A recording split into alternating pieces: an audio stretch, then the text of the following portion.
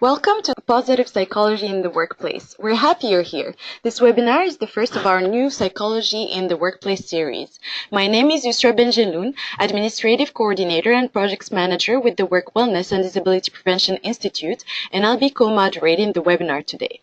This webinar is made possible through the support of the Community Gaming Grant Program through the BC Government, as well as donations and memberships to WWDPI.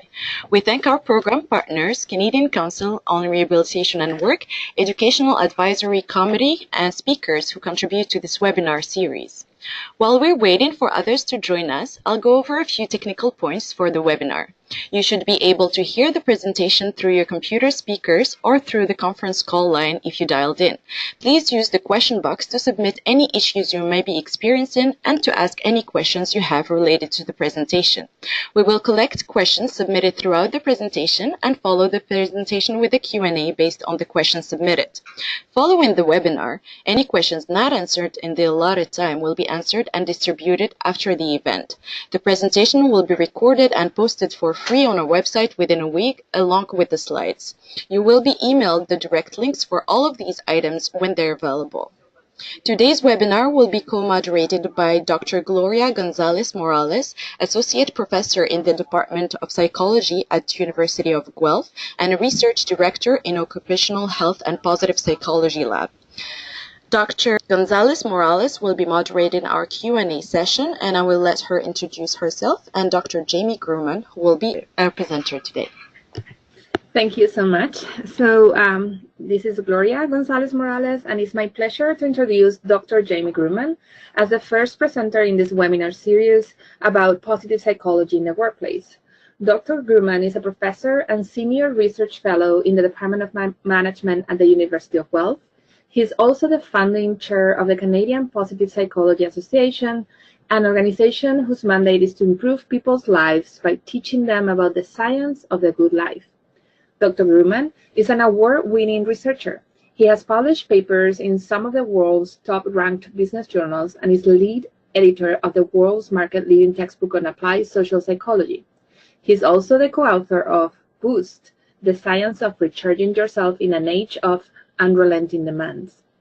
His work on topics related to positive psychology has appeared in academic journals such as Canadian Psychology, Human Resource Management Review, and Industrial and Organizational Psychology, in addition to books such as the Handbook of Employee Engagement, Advances in Positive Organizational Psychology, and the Cambridge Handbook of Workplace Training and Employee Development. His research and writing have been reported by media outlets around the globe, such as the Deccan Chronicle in India, 36KR in China, and the Khaleej Times in Dubai. In the United States, he has appeared in Time Magazine, NBC News, Oprah Magazine, Inc. Magazine, and Fast Company, among other outlets. In Canada, he has been featured and quoted across the country in print and online in magazines such as Money Sense, Canadian Business, and Chatelain, trade journals such as HR Professional, Canadian HR Reporter, and Public Sector Digest, and newspapers in every major Canadian city. He has also appeared on CTV's Canada AM, Global News, Report on Business Television, CBC's The National, and has been syndicated on CBC Radio. In addition to speaking at numerous conferences, including those of the Conference Board of Canada and TED, Dr. Gruman has consulting and delivered seminars for Fortune 500 corporations, public and non-for-profit organizations, including General Motors, department and agencies of the Government of Canada, and the Children's Wish Foundation. And after this lengthy presentation, but that it actually doesn't say enough about how a good researcher and is David Gruman, I'm going to give him the turn to start with his webinar. Thank you very much, Gloria. Thank you, everybody, for joining us. Welcome to the webinar. I'm very proud and pleased to be the inaugural speaker in this series. This is a talk about positive psychology in the workplace. What I'm going to do is I'm going to introduce you to positive psychology in general and how it can be applied in the workplace, give you some ideas that I hope you'll find valuable. And if you have any questions, please feel free to ask them. And if I don't get to all of them at the end, you're welcome to email me anytime afterwards. So let me start by just noting that Our universe is mind-boggling. Our galaxy is 100,000 light years across. Just think about that. A light year is 5.9 trillion miles, or 9.5 trillion kilometers. And it's 100,000 light years across. And it's estimated there are 2 trillion galaxies in the universe. Also, our universe is about 14 billion years old. And in this unfathomable expanse of space and time, we are born. And we have an opportunity to live a life. And we want to make the most of that life. And so why is positive psychology necessary? And how is it valuable to help us live an effective life? Well, one of the reasons it's necessary is because as human beings, we're designed to be attracted to the negative. This was recognized eons ago by Buddha, who said, life is suffering. Come into the world and you're going to suffer. And in more modern psychological research, it's been recognized that we are attracted and pay most attention to the negative in our lives, more so than the positive. There's adaptive value in doing that. And so, around the turn of the last century, then president of the American Psychological Association, Martin Seligman, introduced the idea of positive psychology. And positive psychology is the scientific study of positive experiences and positive individual traits and the institutions that facilitate their development. And so it's an attempt to be an antidote to our tendency, and certainly psychologists' tendency, to focus on the negative, the depressions and the anxieties, instead of flourishing and the thriving that we can have if we know how to live effectively. Similarly, positive organizational psychology is the scientific study of workplace well-being, defined as optimal psychological functioning and experience at work. So one way to think about positive psychology is that it's not just the alleviation of the negative, right? So if we have negative experiences in our lives, like psychological distress due to depression and anxiety, if we overcome that, we just get back to sort of the normal level of functioning. It's a neutral, normal state. But what positive psychology tries to do is go beyond that, to achieve a state of mental health, of vitality and engagement, for example. So the overall picture here is that the positive is not simply the absence of the negative. There's more that we can achieve. And similarly, what positive organizational psychology tries to do is the same thing in organizations. So the normal state of a relatively effective organization is it's profitable, it's effective. If it's not doing well, it's in a state of negative deviance, right? Deviating from normality, it's unprofitable, it's ineffective.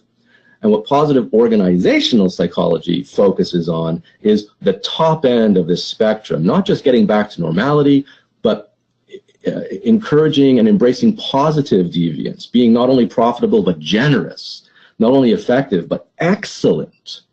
Now, I thought it'd be valuable to note that an interest in positivity is not new. I mean, in psychology, back in the 1970s and 80s, researchers in personality were studying things like emotional health, and Ed Diener was doing work on well-being. Earlier than that, even in the 40s and 50s and 60s, humanistic psychologists were looking at the fully functioning person. Abraham Maslow was studying people who were self-actualized. Maslow, in fact, was the first person to use the term positive psychology in his 1954 book called Motivation and Personality. Even if we go back thousands of years, the ancient Greek philosopher Aristotle asked, what is the highest of all possible goods? And he concluded it was happiness. And if you're interested at all in the history of happiness, I refer you to this very, very good book by Darren McMahon called Happiness, a History. But despite the fact that happiness has been around and we've had an interest in it for a long time, the prevalence of the degree to which we're interested in it changes. So for example, in the 18th century, Americans and Europeans were actually preoccupied with sadness. People delighted in appearing melancholic. Art and theater attempted to provoke sadness much more than laughter. It was considered at this time good to cry, so both men and women shed tears often in public. For example, at public book readings, people often ended in collective weeping. In that period, tears implied a noble soul, and a sad face was a sign of sensibility and compassion. That all changed, although, during the Enlightenment. As modernization and individualism took hold and human agency gained value, the culture of sadness went into decline. As working conditions improved and a middle class developed, people were expected to be happy because of their enhanced social and work opportunities. And successful people came to be regarded as those who took initiative and enjoyed the positive emotions that come with self-sufficiency. And this actually came to be institutionalized in the American Declaration of Independence, which said we hold these truths to be self-evident: life, liberty, and the pursuit of happiness. So what do positive psychologists study? Well, the most common outcomes that positive psychologists look at are well-being, by far well-being, but also performance, notably organizational performance, and also growth, in particular post-traumatic growth. But it's well-being that is easily the winner in the race for what gets studied. So let me explain to you some of the forms of well-being that are examined most often, so you have a good understanding of what positivity in the world of positive psychology means. So, without question, the most commonly studied form of well-being is what's called subjective well-being. It's made up of your satisfaction with your life and your experience of positive and negative emotions. And I'll elaborate on that momentarily. So I'll move on to the second piece, which is eudaimonic well-being. Now, eudaimonic well-being is, instead of just focusing on being happy and enjoying pleasures, eudaimonic well-being is about developing the best in yourself in accordance with who you are truly and deeply. It's Maslow's self-actualizing person. It's Csikszentmihalyi's state of flow. It's about Carol Riff's ideas around personal growth and purpose in life and autonomy and environmental mastery. It's about activities that make you feel alive and complete and fulfilled. And that's a different form of well-being than subjective well-being, but it's also a form of well-being that's still in its infancy, and we're not going to talk a lot about that. And if that's in its infancy, the third form of well-being, halcyonic well-being, a form that I've introduced with my colleague Doug Boers, is embryonic. Halcyonic well-being is a positive state involving a serene and contented acceptance of life as it is, in which ambitions of acquisition, accomplishment, change, and progress towards goals fade in importance in favor of effortlessness and mindfulness in the present moment. But again, we'll save that discussion of that for another webinar. What I want to do now is focus on explaining what subjective well-being is, because that's where most of the research is done. So subjective well-being has two components. The first piece is life satisfaction. And so we assess that with questions like, in most ways, my life is close to my ideal. So if I gave you a 1 to 5 scale, with 1 being no, 5 being yeah, tremendously, how would you answer this? The conditions of my life are excellent. I'm satisfied with my life. So that's the first piece of subjective well-being. The second piece of subjective well-being involves emotions. Now, emotions can be thought of as falling along two continua. The first one is pleasure, positive or negative pleasure. The second dimension is arousal. You're highly aroused or lowly aroused. And if we take these two dimensions, we can map all of the emotions that we experience on them. So high pleasure and high arousal will be like energetic, high pleasure but low arousal would be relaxed. And then we can cross-cut these two dimensions, and we have two axes that form, the depression enthusiasm axis and the anxiety comfort axis. And the other thing we can do then is sort of map these positive emotions onto experiences we have at work. For example, engagement is that state of being enthused with the work, and job satisfaction is a state of being comfortable with the work.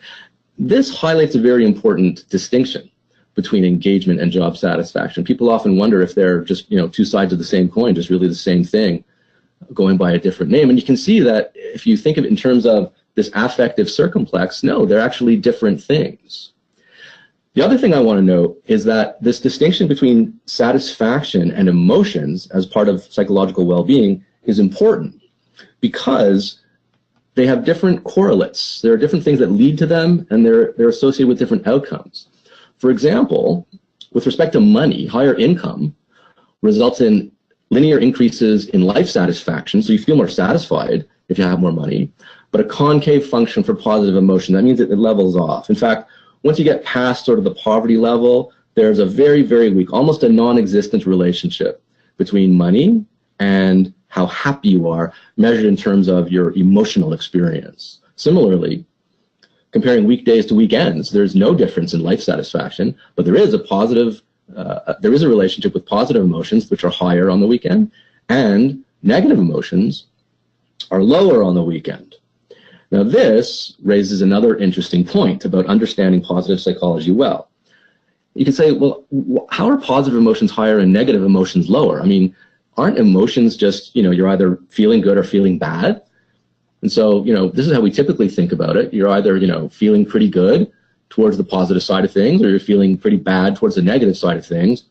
But actually, psychological research has shown us that positive and negative affect, and affect is just a term that encapsulates all the moods and emotions. Affect just brings that all together. So positive and negative affect are actually two separate dimensions, physiologically even. There are two separate neural systems. And so you can be high on positive affect and low on negative affect, which is what we typically think of when we're in a good mood. You can be the opposite when you're in a bad mood.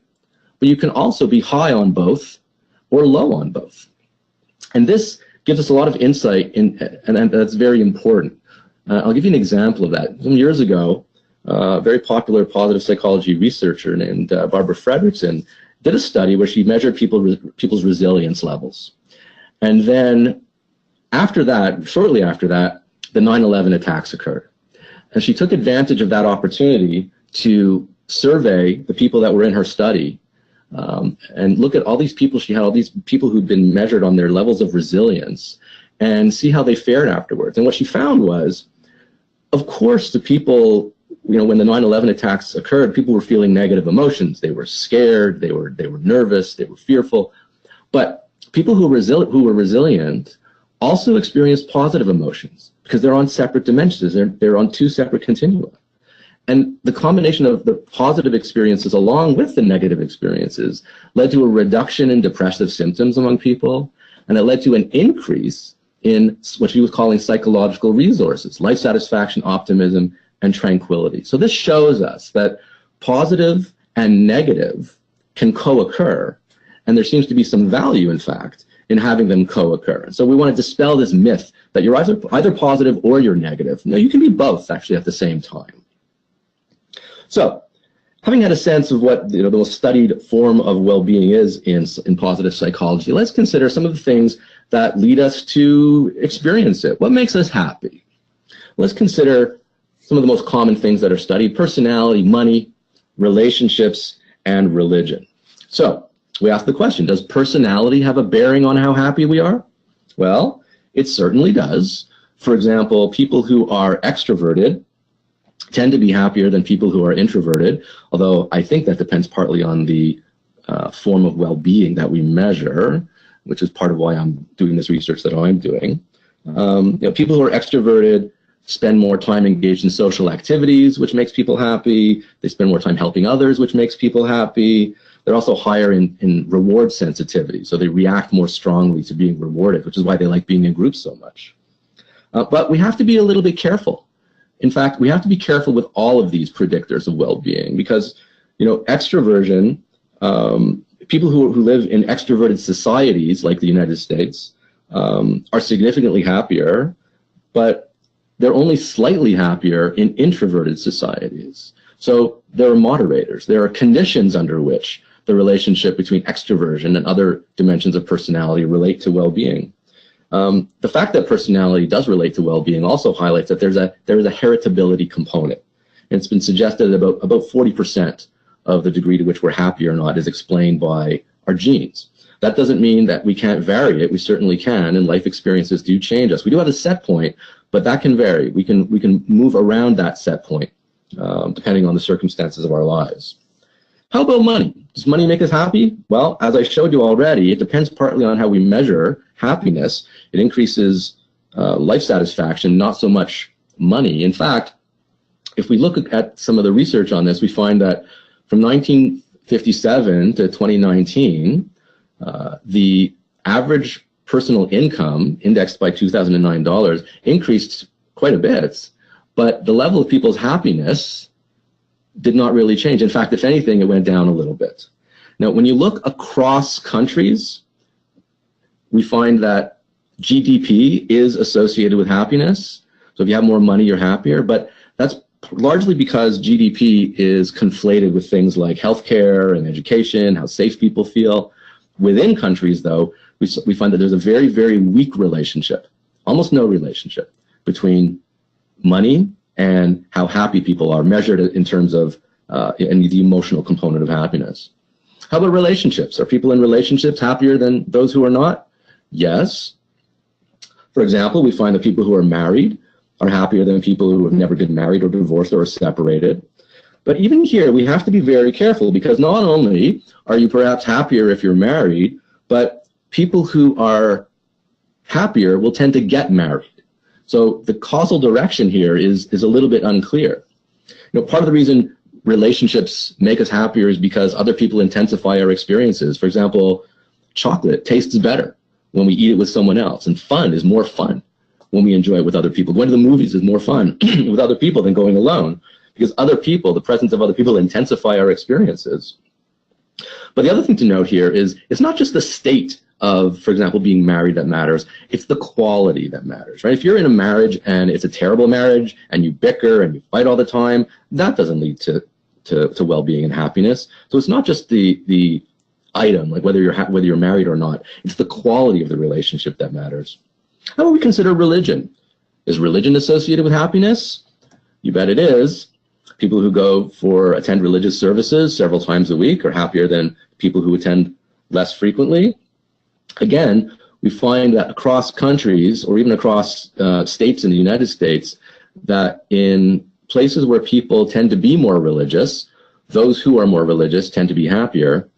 But interestingly, in places where people are less religious, people who are not religious tend to be happier. So there's this cultural congruence effect that occurs. But again, here we have to be a little bit careful, because regardless of whether you live, or regardless of where you live, religion is associated with meaning and purpose in people's lives. And meaning and purpose is associated with well-being. So we have a lot of evidence here that there are certain things that can relate to increases in well-being, but we have to be a little bit careful about how we understand those and the direction of those relationships. And what this highlights for us is that, we every day have to make decisions about what we do with our lives. Do I go to church? Do I get married? These are very important decisions. And we are often not very good at predicting what decisions are going to increase or decrease our well-being. And this is something called affective forecasting, where we mispredict oftentimes how much pleasure or displeasure we're going to get from the decisions that we make. And I'll give you an example. I'll give you two examples of this, actually. My daughter is on me right now to get a dog. And I've had dogs for most of my life, and so I know they can provide a lot of pleasure. But I think my daughter is being affected by something called the impact bias, right? When she's thinking about the dog, she's thinking about, playing with it and cuddling up with it in bed. And this is called focalism, where she's focusing on sort of the central features of an event, like getting that dog. And what she's not thinking about is having to take the dog out for a walk when it's pouring outside and having to clean up after the dog. And so her decision, if it was her choice, we would definitely be getting a dog.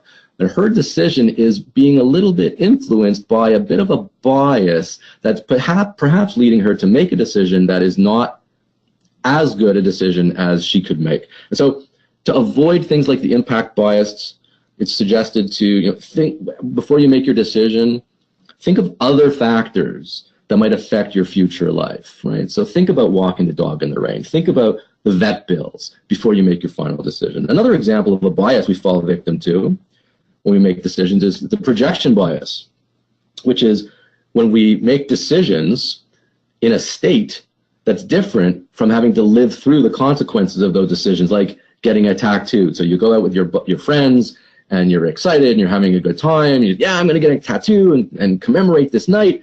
And then you wake up the next day and like, oh man, what did I do?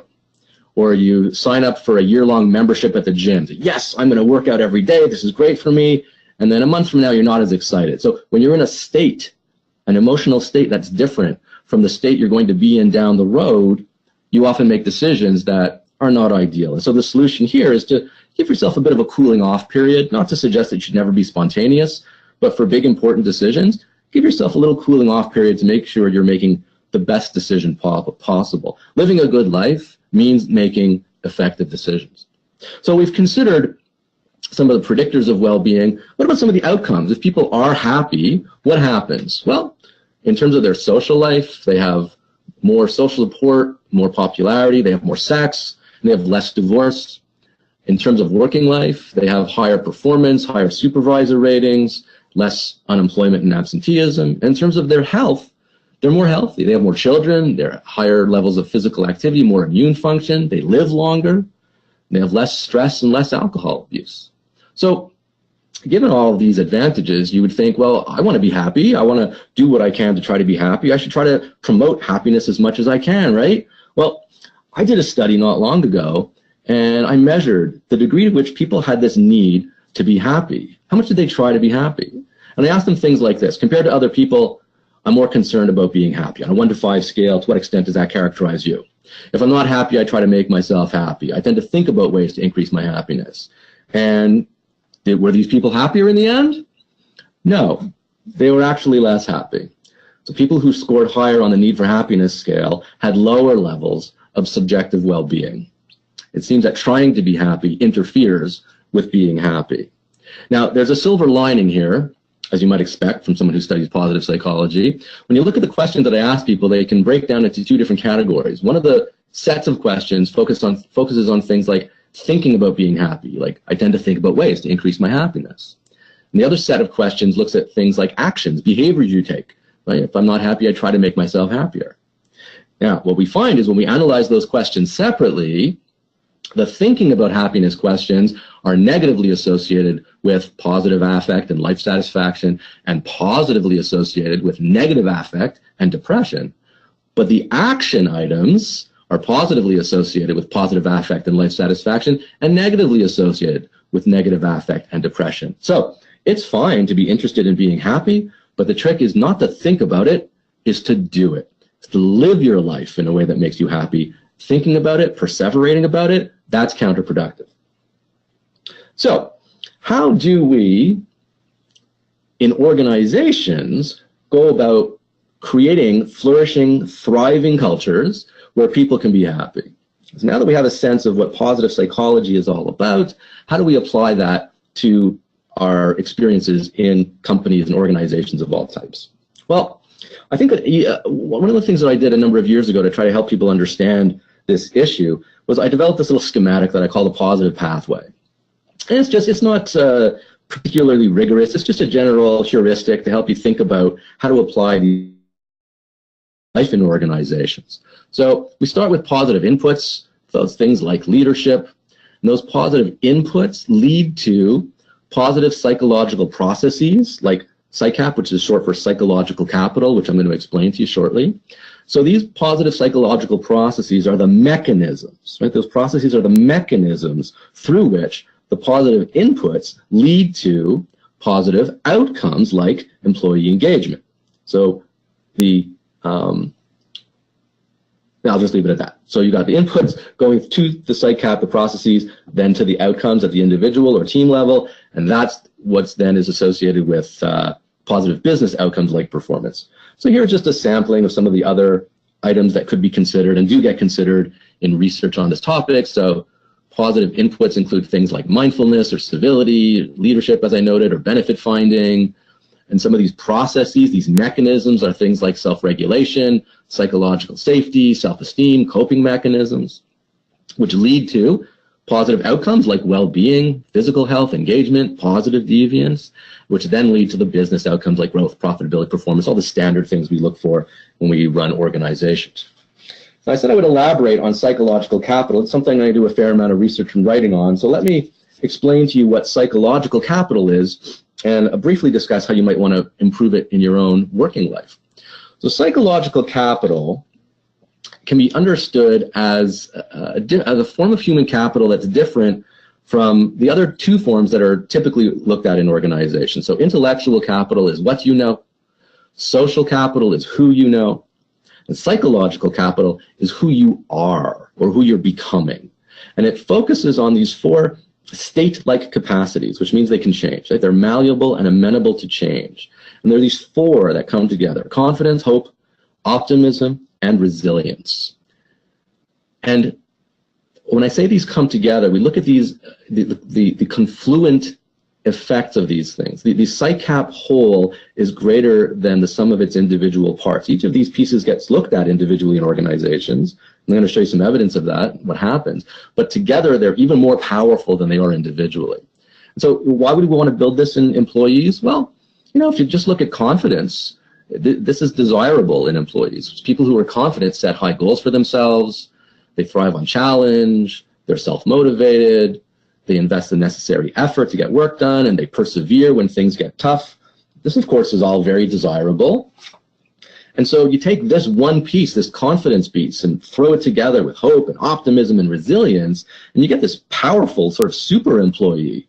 And in fact, when you look at all the research that's been done, psychological capital is associated with numerous desirable outcomes like performance. It's negatively associated with stress. It's positively associated with engagement and commitment and job satisfaction. So it's really desirable.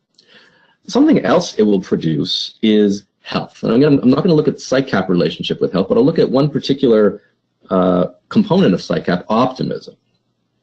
Now, optimism is associated with physical health, and I'm going to show you some of the reasons why. So one reason is that one pathway through which optimism affects physical health is the behavioral pathway. So, we know, for example, that people who are more optimistic use more active coping strategies, so they don't just shy away from difficulties, they try to deal with them. They're more likely to exercise and eat well. They're also more likely to learn about how to be healthy, and that works, and it ends up making them more healthy.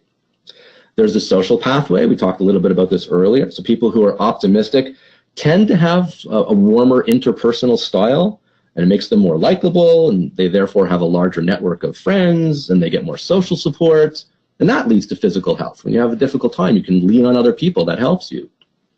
The third reason optimism leads to physical health is through the biological pathway. So what happens when we become optimistic? And I should point out that the benefits of optimism don't apply only to optimism. There's the characteristic that's similar between optimism and hopefulness and benefit finding and confidence and various other positive psychology characteristics is they all involve an active oriented approach to life. And they all generally result in the same sorts of biological consequences that have beneficial psychological and physical benefits. So for example, when people are optimistic, they react differently to stressors. So here we have some graphs that show how people typically react in the face of stressors. So when we face stressors, we have this physiologic response. There are two pathways, two systems in our body that deal with both short-term and then long-term effects of stress.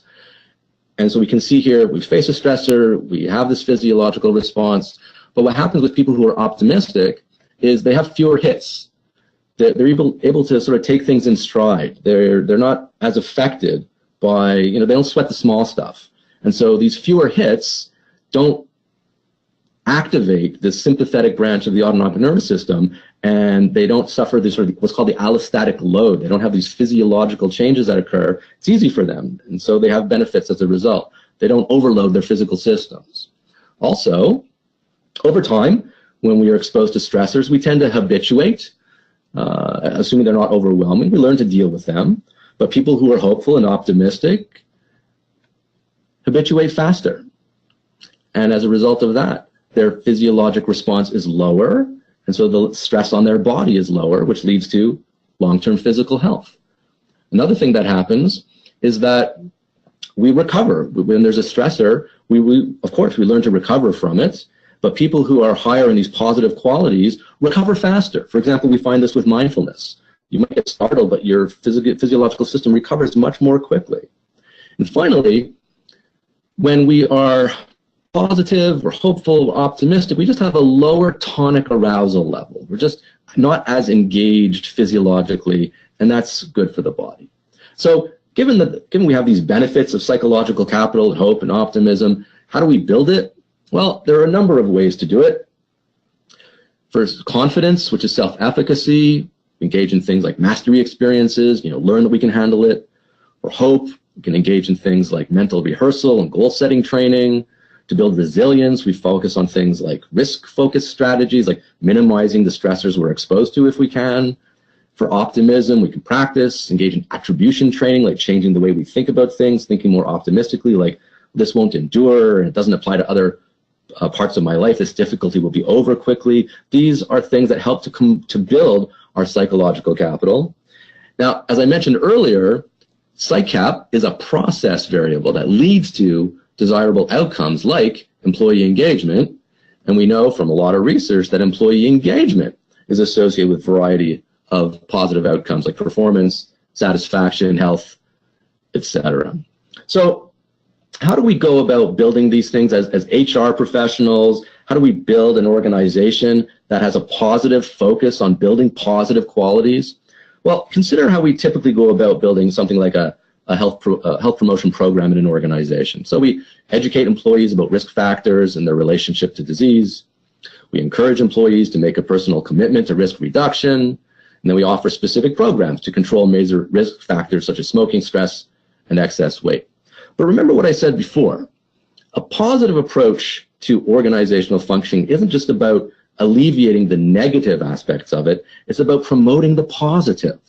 And so a positive approach to health promotion wouldn't only focus on the negative. It would still include that, I believe. I think that's important.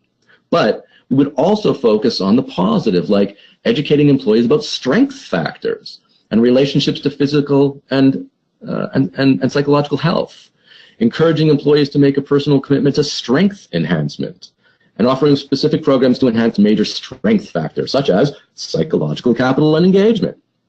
And the value of doing this, when you provide people with tools and resources to build positivity, what happens is you build more of their PsyCap, for example, and as they become more hopeful and optimistic, make more friends, learn new things, they develop more resources quite naturally, and those additional resources themselves turn into greater levels of psychological capital, and you get these virtuous gain spirals that benefit everybody. So that's the positive way to approach development, workplace health promotion, a positive take on building a positive organization. But we have to be careful when it comes to positivity. And this is a very important, it's a soapbox that I get on.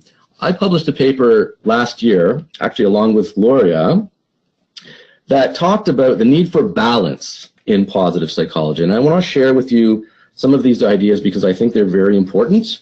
They also help to address really all of the criticisms that are leveled against positive psychology in general and in organizations in particular. So the first way we need to think about balance is balance as mid-range. Balance as mid-range suggests to us that the best way to think about positive qualities is that we don't want to have the highest level of those positive qualities possible. We perhaps want more of a middle range of them.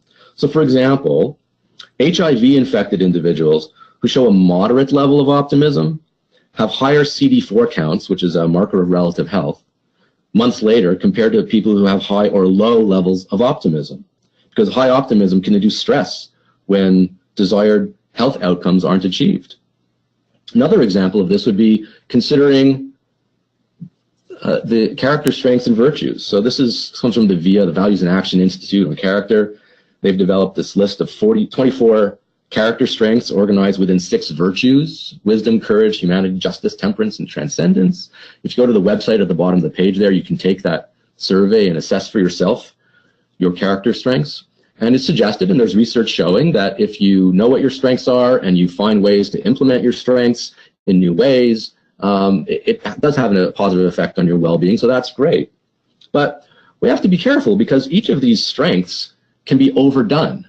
For example, the strength of curiosity can become nosiness if overdone. Bravery can become foolhardiness. Intimacy can become emotional promiscuity. Leadership, despotism, forgiveness, permissiveness, and awe, snobbery. We don't want the highest level of these implemented in our lives necessarily. A more moderate level may produce the best outcomes for us. And the same thing applies in organizations. When we do leadership development, for example, if we take any of those VIA character strengths or we take any leadership qualities assertiveness, for example. You want people to manifest the right amount of that quality, not too little, but also not too much. The second way to think about balance is balance as complementarity. For example, research shows that people who experience positive and negative emotions have fewer health problems over a 10-year period. And the more that people come to experience mixed emotions, both positive and negative, over that period, the less their health declines. Good outcomes, positive living, is associated by living through and experiencing both positive and negative emotions, not just one or the other, or not just positive emotions. Similarly, if we go back to those strengths we were considering, if we nurture only one of them at a time, that can produce a deformity of character. Like if one of your strengths is perseverance, then you better also have good judgment, right? You don't want to be persevering at things that are going to lead you down a dark alley into negativity. If one of your strengths is leadership, then you better also be pretty prudent. You don't want to be leading people into undue risks that are going to cause problems. So here's a good example of how, in order to live well, we need what Aristotle called practical wisdom, phronesis. That's the master virtue that without which character strengths fail to produce effective action. We need to use them judiciously. Also, in terms of complementarity, we might want to consider whether the good life involves other outcomes in addition to just well-being. Things like practical wisdom or generativity, maturity, benevolence, harmony, peace, excellence, holiness, flexibility. What does the good life mean? It's not just well-being. The third way to think about balance is balance as tempered view. Balance as tempered view asks us to consider whether the things we think of as good may have negative aspects to them, and whether the things we think of as negative may have positive aspects to them, at least sometimes. For example, consider adversity. Most of us would say, well, it's a bad thing. I don't want to suffer adversity. But you know what? People who have a moderate amount of adversity in their lives end up having higher levels of resilience. If over the course of your life you have a moderate, not too much, but also not too little, level of adversity in your life, you will have the highest level of life satisfaction, lowest level of post-traumatic stress symptoms, lower levels of global distress like anxiety and depression, and the lowest level of functional impairment that's having that anxiety and depression interfere with your life. Right? So we don't want to just avoid adversity. We want to have the right amount of adversity. You can't learn how to ride a bike without skinning your knee a few times. You just want to be careful. Another example of this is a topic that I love, is mindfulness. And I think everyone should practice mindfulness. I think it's a wonderful way to promote a good life. But we want to consider mindfulness fully, right? I love my wife. She's a wonderful woman. She's not perfect. I'm not perfect. Mindfulness isn't perfect. There's research showing that mindfulness can lead to less implicit learning, which is learning that occurs outside of awareness or effort, and also less intention to fix the problems that you create yourself. In fact, Abraham Maslow recognized this decades ago. He found that people who were self-actualizing had very much a let-it-be attitude, and it involved sometimes a loss of responsibility for things. And to quote Maslow, and to give us a bit of a tempered view of even self-actualizing, he said, there's this widespread misunderstanding of self-actualization as a static, unreal, perfect state in which people live happily ever after, in a superhuman state of serenity or ecstasy. That's not the case. Consider also how optimism can lead to gambling problems or downplaying health threats. Oh yeah, I see that lump on my body. It'll be fine. Well, no, maybe not. So we want a tempered view. And finally, the final way to think about balance as contextual sensitivity. We saw earlier that living the good life and having positive health outcomes involves experiencing both positive and negative emotions. But you have to be judicious about the amount of positivity and negativity you experience. Research has shown that optimism is positively associated with cellular immunity when people are exposed to easy stressors, but negatively associated in the face of difficult stressors. And so if you have a mild stressor, like a splinter in your finger, fine, go ahead, think positively, you'll be fine.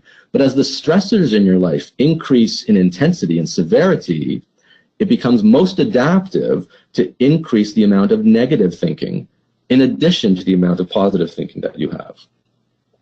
So that's a balanced way, a healthy way to think about the good life and promoting positivity personally, in your own life, and in organizations in general. So now that said, how do we promote positivity? How do we enhance well-being? Well, there are a variety of techniques. Practice gratitude, perform acts of kindness. All of these have research to back them up. Visualize your best possible future self. Use your character strengths in a new way. Savor experiences. Spend money on other people. Reflect on positive experiences. But you know what? Even with interventions to promote positivity, we need balance as well. For example, positive self-statements, thinking to yourself, "Oh, I'm a lovable person. I can do this. I'm okay. I'm good." That can slightly raise the mood of people who are high in self-esteem, but it can damage the mood of people who are low in self-esteem. So even here, we have to be very judicious. Now, the last substantive piece I want to cover, this is another intervention that you can put into place, comes from my latest book called Boost. The Science of Recharging Yourself in an Age of Unrelenting Demands.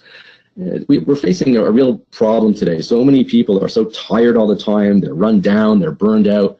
And a big part of the reason for that, I think, is because they don't know how to use their leisure time effectively to recharge themselves.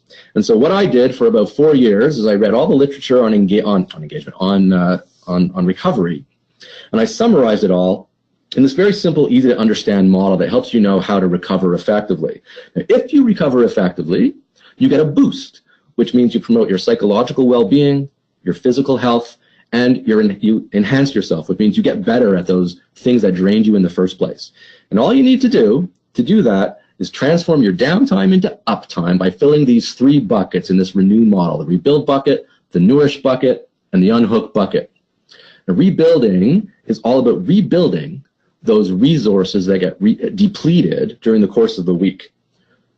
And if you do that, you're much more likely to feel recovered come Monday morning. For example, people who have many non-work related hassles on the weekend come back to work on Monday and they still feel burned out. But people who have few non-work related hassles, which means they allow those resources they were using all week to regenerate, they don't feel burned out as much. So that's that first bucket. The second bucket is the nourish bucket. Nourishing is about nourishing our physical and psychological needs. And we have physical needs like sleep. We also have psychological needs like the need for competence, right? Feeling like you're skilled and developing the ability to master challenges. People who have many mastery experiences on the weekend, who learn to surf or learn a new chord on the guitar, they come back to work on Monday morning feeling much more recovered compared to people who have few mastery experiences. And the last bucket that you need to fill is the unhook bucket. And unhooking has 2 components. There's relaxation, which is important. That's what downtime is all about, right? Just R&R, relaxing. And that's important, but it's not enough. The other piece of the unhook bucket is what's called psychological detachment.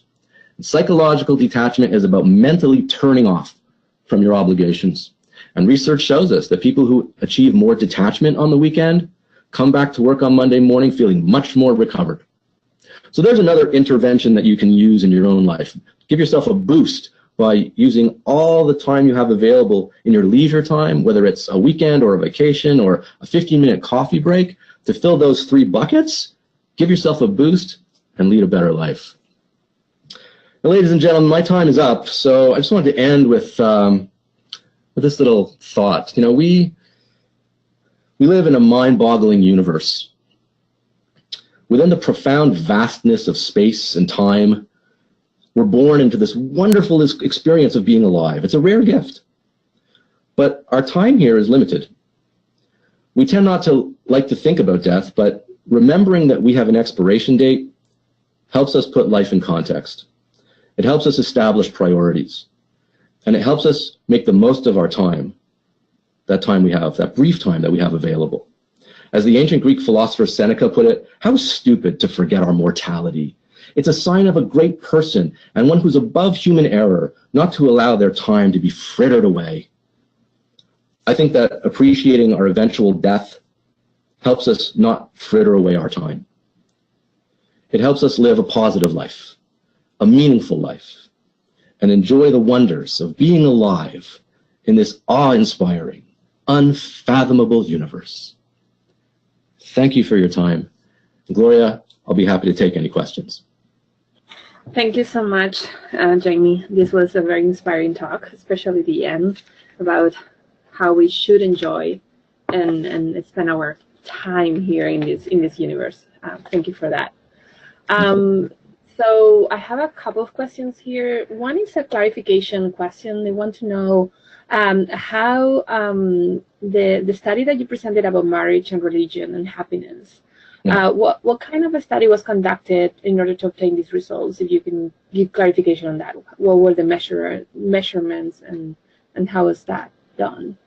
So I have the memory of a goldfish, so I am unlikely to remember those. But you're mentioning two studies, the relationship study and the money study. Is that right? The one on religion and how religion was related to more happiness, like people who went to church more frequently, I think. And right. The other one was about marriage. So I think both of those asked people to rate themselves on how happy they were, or was a ranking of who was most happy. But I would have to go back to the original studies to get the details on that. I'm sorry, I don't. It's okay. Yeah, that's what I was thinking. Like maybe like it was very specific question, but just a clarification. The other question. I'm a bad PhD. It's okay. The other question is like, is the gain spiral model a theory, or it has been has it been implemented in workplaces? And if so, if you can give some examples of positive approaches that focus on eliminating the negative while reinforcing the positive. So that's a good question. It is not just a theory. There is research demonstrating gain spirals in a number of different areas. I would have to go back to the original studies to get the details for you, but I can tell you that no, it's not just theoretical, and there is empirical evidence demonstrating that these gain spirals do occur. Yeah, there are limits, right? This is an important thing. It's actually a research issue that I speak frequently about with some colleagues. Is you're not going to gain incessantly for the rest of your life. I mean, you can't. It wouldn't be possible to do that. It's like if you're working out and you're building muscle, you're not going to build muscle forever. There's a limit to how far you're going to go. But yes, you can definitely enhance people's engagement and their psychological capital and their hope, etc., through these gain spirals by building a culture in which people are given things like the resources that are necessary in order to do that. In fact, I'm about to embark on, I'm going to be guest editing a special edition of a journal where we're going to be looking at some of the human resource factors that promote the building of positive organizations, and I don't know this for a fact, but some of the gain spiral stuff may be discussed in there. It would be good for me to discuss some of it. So that's a good question, but I don't have more details for you. Okay, but related to that one, we have a question that is very interesting. This person is saying that they feel research does a wonderful job at succincting how these principles apply to the workplace, and then in organization they find leadership development, OD, wellness, HR and engagement, all work in silos. And This person is asking any advice on how to better use these resources to grow positive psychology in the workplace. So I'm not sure if the question is about how to break down the silos, or but I can address. Maybe how to integrate them. How to integrate through positive psychology, I guess. I'm speculating here, but. Well, so that's an important question, if I understand it correctly, because there's research showing that consider the HR practices in a company, and they work synergistically. And if they're working at cross purposes, and if they're not, I work in the worst case scenario if they're working at cross purposes, but even if they're not aligned, then you don't get the same gains that you will if they are aligned. And so this is really a leadership issue. This is where you have the need for someone at the top of the house in the organization to push people to not be working at cross purposes, to create synergies, in the same way that the individual components of psychological capital work together. All of the resources and programs and processes that we have in organizations should be working together, because if all the winds are blowing in the same direction, it's easier to sail the boat. And so if I understand the question correctly, it's really a leadership issue. It's about speaking with the people at the top of the organization and to get them to think more strategically about the value of making sure that all of the initiatives that they're launching, all the programs they have in place are blowing wind in the same direction. Yeah, I totally agree with that idea. And also I think that apart from leadership, if I may, communication between or among all these silos in order to find the opportunities where they are overlapping may also help to talk to leadership and for leadership to understand how they are working together. Absolutely. That's a good idea. You do a webinar, Gloria. That's a good idea. Yeah, I should do a webinar like by the end of next month, right? Yeah. Okay, so the next question is, it is difficult to reach a balance between the not too little or not too much. Can we achieve that least level of moderation? Any suggestions on how to do that? Oh, well, that's of course you can, but it takes a lifetime of effort. You know, when Maslow was studying his self-actualizing people, they were all older people. None of them were 20, none of them were 40. They were all over 60. It might even be 65. So it's a lifetime game that we play. It takes a lifetime to learn how to master ourselves. It takes a lifetime to experiment with different approaches to life and find the ones that work best for us, to learn which of our particular unique idiosyncratic sets of ways of seeing the world and interacting with the world need modification, which strengths to leverage, which dragons to rein in. So yes, of course it can be done. There's the optimist in me speaking, but I definitely think it can be done. It's easier for some people than others, of course, but it's just a question of taking that first step and trying to do it, and then not stopping and seeing where it takes you and learning every step of the way, and knowing that eventually you will win. And I mean, maybe that's the whole reason we're here, is to learn how to fulfill our potential and reach the end of our lives having done everything we can to achieve that balanced life that we all hope to have. Good. So a learning orientation towards life, I guess.